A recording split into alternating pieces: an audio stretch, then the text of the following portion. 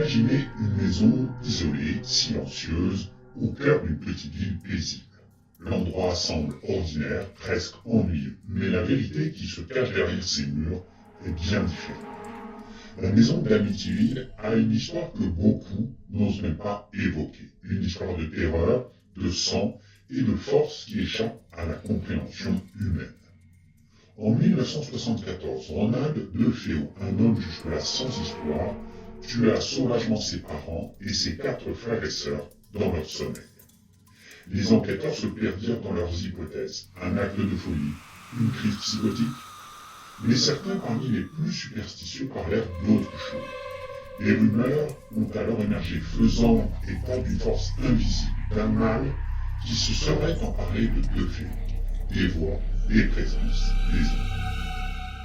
Quelque temps après, un jeune couple avec 3 enfants emménage dans la maison. Mais dès leur arrivée, des phénomènes étranges se manifestent. Des bruits inintelligibles, des ombres qui se déplacent à la limite du champ de vision, des changements de température soudains, des odeurs nauséabondes.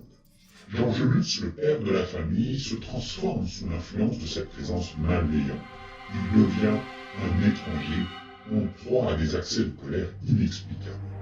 Quant à Cathy, la mère, elle ressent une oppression constante, une sensation de danger qui semble se cacher derrière chaque porte, chaque fenêtre. La famille terrifiée finit par fuir après seulement 28 jours, laissant derrière elle une demeure marquée par l'autre. L'histoire de la maison d'Amityville est devenue une légende alimentée par des rumeurs et des témoignages contradictoires.